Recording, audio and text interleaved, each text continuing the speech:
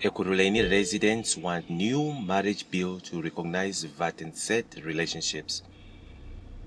Ekurhuleni residents have urged a delegation of MPs from the Home Affairs Portfolio Committee to include the cohabitation living arrangements Vat-en-sit in marriage bill.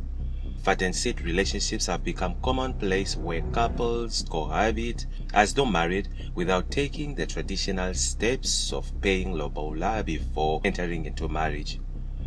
The committee has started public hearings at Gauteng on the bill, and the group in Ekurhuleni held its engagement at the Voslora Civic Center Community Hall. According to the committee in Ekurhuleni, participants acknowledged the importance of marriage but highlighted that many people cohabit without being married, leaving the legally vulnerable. The bill is a proposed law that seeks to recognize all marriages, including customary unions, solemnized and registered marriages, as well as address the consequences of marriage and its dissolution, provide for offenses, and also establish requirements for monogamous and polygamous marriages. It was tabled in Parliament on December 13, 2023, in a bid to ensure that all marriages were treated equally. They argued that due to a lack of a legal protection of this living arrangement, many women and children are put at risk when the arrangement is dissolved, either by separation or death. They argued that due to lack of legal protection, they argued strongly that the committee considered including provisions that will protect property and other rights of partners in this living arrangement, the committee said. Despite receiving mixed reviews, the bill garnered both support and opposition. However, the prevailing consensus was that it represented a necessary intervention to prevent the state from unjustly discriminating against individuals based on race, gender, sexual orientation, religion, or cultural benefits. Proponents of the bill emphasized that it would promote equality and ensure the recognition of all marriages within the country. Additionally, they welcomed the expansion of the categories of marriage officers, arguing that this aligned with constitutional principles of non-discrimination and reflected the diversity of society. Supporters, however, contended that the penalties outlined in Section 17 are insufficient and could be circumvented by individuals with significant financial resources. They advocate for stricter measures, including imprisonment for anyone who marries a person under the age of 18. Meanwhile, the bill's opponents claimed that it did not sufficiently handle weddings of all kinds, especially Muslim marriages. They argued that the legal loopholes in recognizing Muslim marriages are not adequately addressed by the bill. The bill should contain explicit measures and changes to provide proper legal recognition of all marriage forms, according to critics, because Muslim women continue to face prejudice in marriage. They voiced worry that there would be ongoing legal ambiguity around the rights of those involved in Muslim marriages as the result of the draft bill's lack of specific references to them. Furthermore, others called for a clearer explanation of some of the inadequacies within the bill. Public hearings will continue around Gauteng. In the meantime, Maile vowed that government will inspect all spaza shops. There will be dire consequences of South Africans who will be registering businesses on behalf of undocumented foreigners, according to Gauteng Finance MEC Lebogang Maile. This comes after it will widely spread on social media that citizens would register spaza shops for foreigners in exchange for money. It is also reportedly common for South Africans to allow foreigners without documentations into their homes to use their spare property for business purposes. Maila was addressing the media briefing to unveil the provincial government's plan to support spaza shop owners in registering and meeting the required business standards in Johannesburg on Tuesday. Last week, President Cyril Ramaphosa issued a directive that all spaza shops and food handling facilities register their businesses within 21 days. He emphasized that any shop that was not registered within 21 days and did not meet all health standards and requirements will be closed.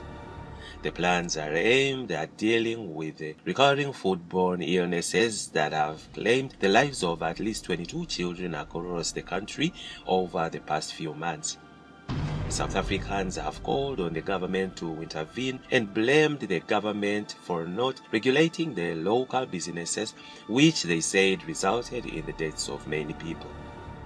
They are putting themselves at risk because there was to be an accident. It means you will be held accountable, he said. However, Maile promised that the municipalities and provincial governments would deploy building inspectors and environmental health officers. Although he conceded that they do not have the capacity, he said they would try to be like Holy Spirits and be everywhere to ensure registration would be legit and lawfully executed. We will visit every part of our province, whether we will be able to get into every door of spaza shop, but we will be everywhere like Holy Spirit, he said. He also called on police visibility at the registration site due to foreign nationals allegedly opening unregistered spaza shops across the country. Foreign nationals will be required to provide valid documentations from the Department of Home Affairs authorizing them to operate a business in South Africa. This must be in the form of a valid business visa or work permit. The eligibility for a business visa, as per South African law, is that a foreign national must invest a prescribed amount of 5 million into an existing business or provide a business plan with evidence of 5 million capital contribution, he said. Meanwhile, on the concerns raised by business owners about the 21-day deadline being insufficient, Maile encouraged them to start applying to register their businesses. He said 21 days was as outlined by Ramaphosa and could not say anything beyond that.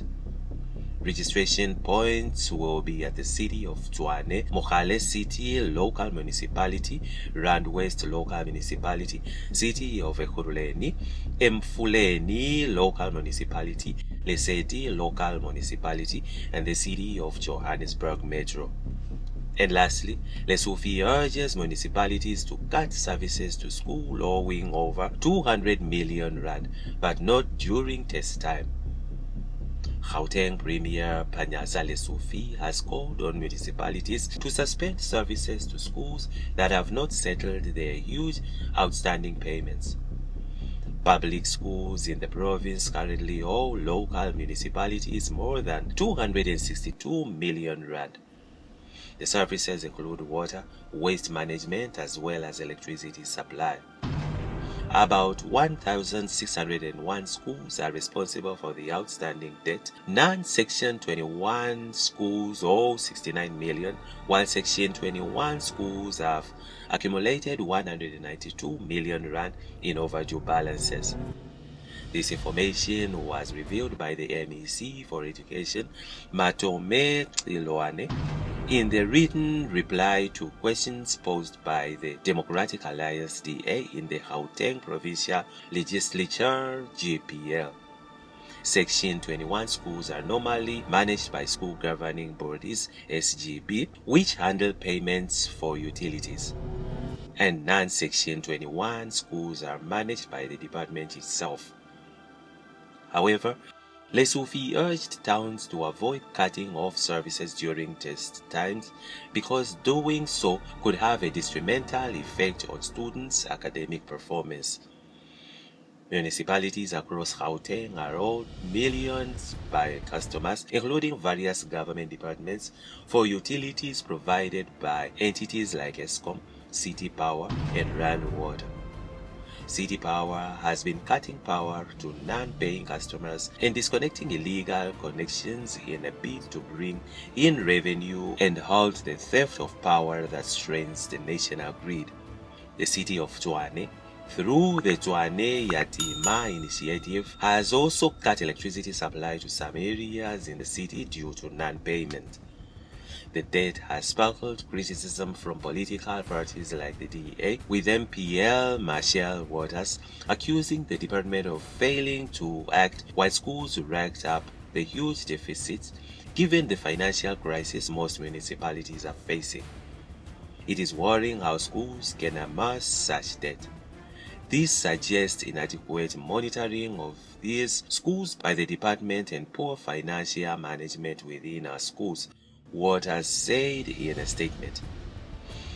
The department was reportedly working towards settling the debt. And that's it from INJIBS Network. Stay tuned to our celebrity and gossip news.